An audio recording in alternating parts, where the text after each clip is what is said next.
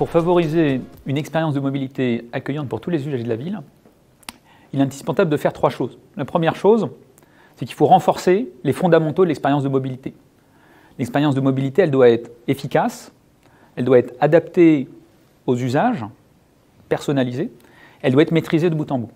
Aujourd'hui, on est encore très loin d'être guidé complètement de bout en bout quand on se déplace d'un point A à un point B, notamment sur les enjeux du dernier kilomètre. Par exemple, à Paris, on n'a pas la disponibilité de tous les parkings en ouvrage en temps réel. Et donc forcément, ça pose des problèmes de stationnement. On est encore très loin de prendre en compte les besoins de l'ensemble des usagers, des citoyens, des cyclistes, des personnes à mobilité réduite, sans oublier les médecins, les docteurs, etc., etc. Et donc finalement, on est loin de ce sentiment de fluidité qui est pourtant nécessaire. Donc pour ça, il y a des leviers.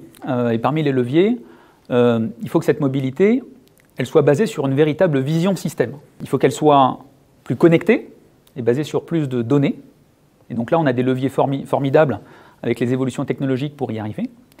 Il faut qu'il y ait beaucoup plus de liens entre les modes de transport. Au-delà de ces enjeux techniques, ma conviction, c'est que cette transformation nécessite une véritable reprise en main de la gouvernance du système de mobilité par les décideurs des territoires et par les décideurs des villes.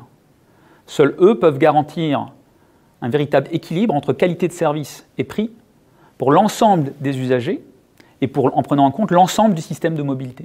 Une fois les fondamentaux renforcés, le champ des possibles est quasiment infini pour l'expérience de mobilité, puisque le temps de la mobilité peut alors devenir le temps du divertissement, le temps du lien social en partageant par exemple une voiture autonome, le temps de l'observation ou tout simplement le temps du repos.